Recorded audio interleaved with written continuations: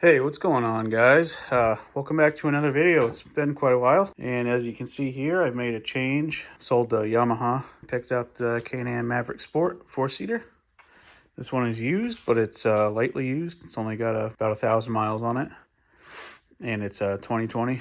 I got another video that'll go over this. I'll put a thumbnail right here so you guys can check that out. But anyway, today's video is not about that. It's about installing some whip lights. Instead of using the conventional method of the clamp most people use, I actually got these, I don't know what the heck to call them, but let's check it out.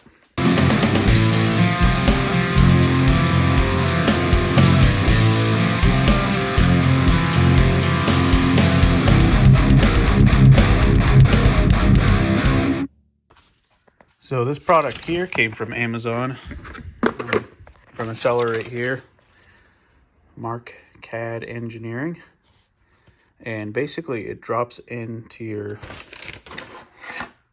this little hole for the link bracket, and it kind of plugs the hole, as you can see here, and then it includes a little plate on the bottom side before you put your lock washer nut on. But yeah, so it comes drilled out, which looks like, I believe, a 1/4 inch or so.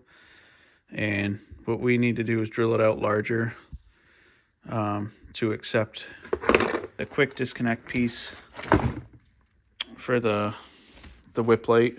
So anyway, got to drill out this and this other plate here before we get started.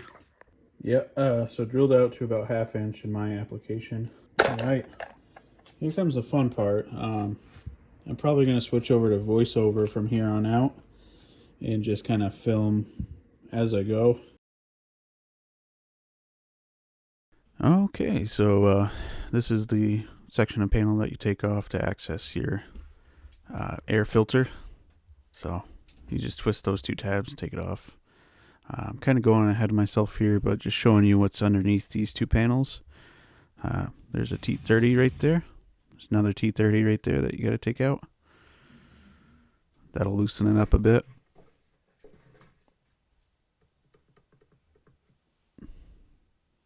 Yep, there's another T30 down there. Okay, so going backwards here. Just pop this piece out, held in with a few clips.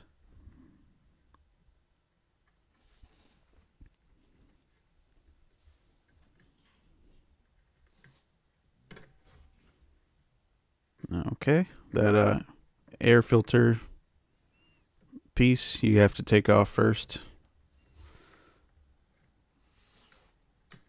I think I'm just figuring that out. But maybe it hasn't clicked yet. No, that. Okay. Yeah, no. So take off that small piece first, and then you can take that off completely. Yeah.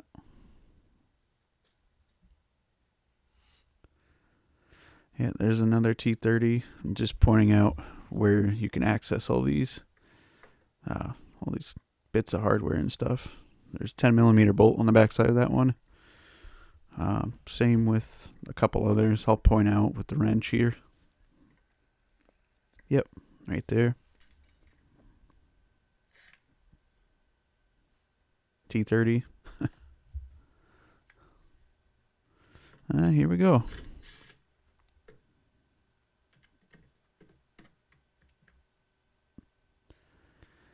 All right, so all the hardware removed for the most part. Here's another one up here.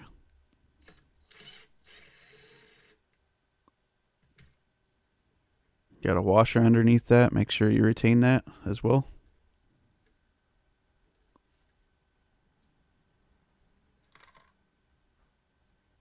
Yeah, now we should be able to take this brake light and maneuver it out of the way, push it back a little bit.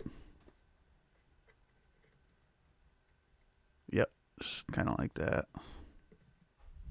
Pull it down, push it back.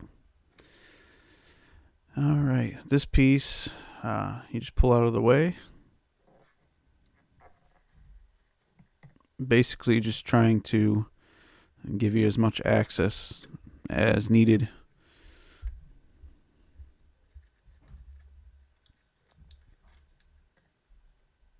Yeah, there it is. There's the underside.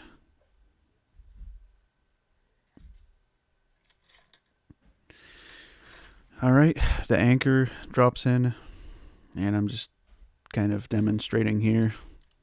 Pretty easy, but just want to show you the amount of workspace that you have now with those panels removed. Yeah, so that'll go in underneath. All this you got to pretty much do by hand, by feel. You can't really see what you're doing under there, but here's everything all together. That side came along good. This side, all the panels are still off, but we got it tightened down. And it takes a little bit of finagling, but there you go. Looks just like that once it's all in place. Cool. All right, so we're gonna put all this back together with a cringy jump cut. Here we go. Look at that. Magic. Awesome. Cool. So next step, we're moving on to the wiring. Here we go. All right, so here's an old electrician's trick. Take a nice solid piece of copper wire like that. You can tape it to these wires and chase it through where you need. In my case, it's right underneath that window, that back window. And we're going to come through there and figure out how to get to the other side. There we go, all taped up. Going to pull it through, set the camera down. Okay, so at this point, what I have done is changed my routing. And this wire that goes to this whip light back here, I just fed it through here.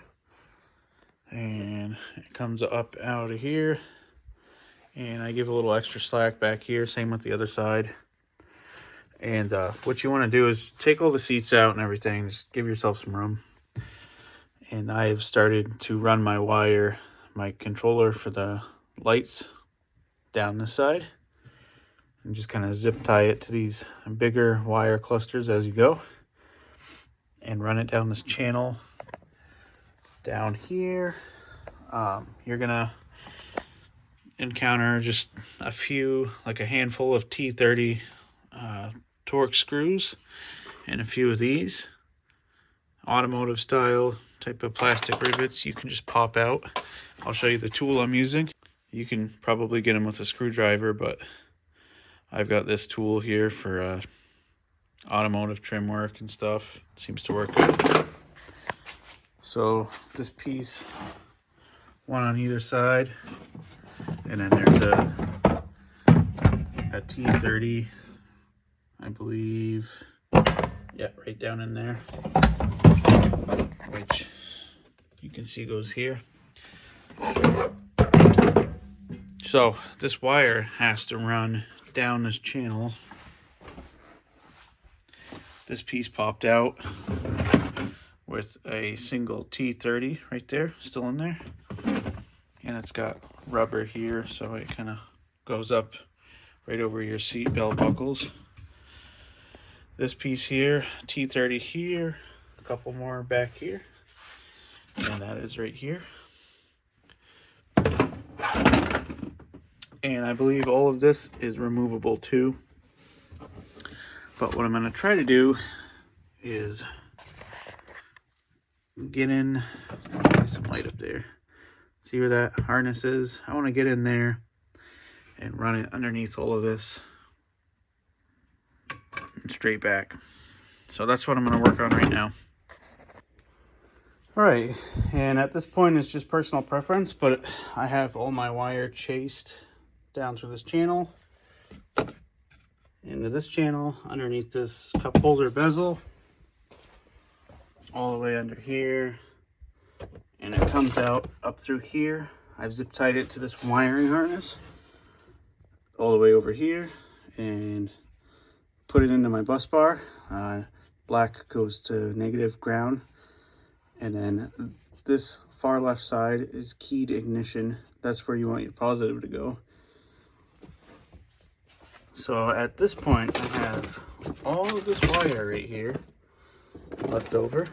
And then I've got my switch with all of this wire left over. So I think what I'm going to do is run it up over this steering column. And I'm going to get it to this switch. And I'm going to figure out a way to take all that excess wire and very neatly tuck it up and zip tie it up in here somehow. Because that is metal right there. That's like a metal channel, which I assume kind of holds everything together as far as the dash. So I apologize for not filming everything right here, but it's pretty straightforward. If you have any questions, hit me up and let me know, and I will definitely point out exactly where you need to take stuff apart.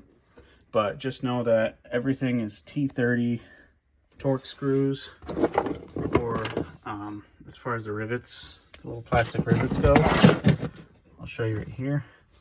You pop the head out, and then you get the rest of it out and behind it. Ended up doing some cutting and splicing to eliminate that bulk of wire that I was gonna wrap up in there.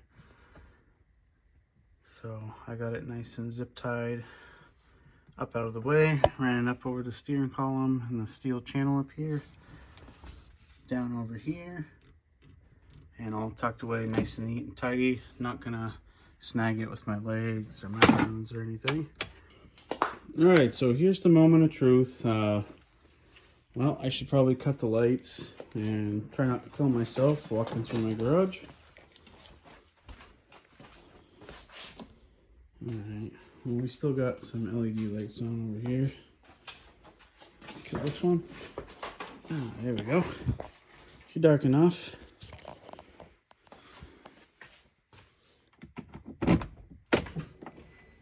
All right, keyed ignition. Looks like the switch's backlit works.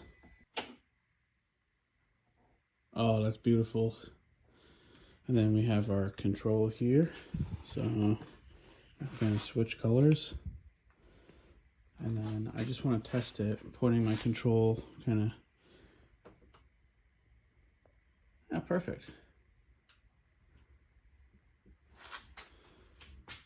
That's wonderful. Look at that. So yeah, there you have it. Whip lights, Can-Am Maverick Sport Max, and sweet keyed ignition. So once you turn it off, keys off, no lights. That's what we want. That way it doesn't drain the battery. Good to go.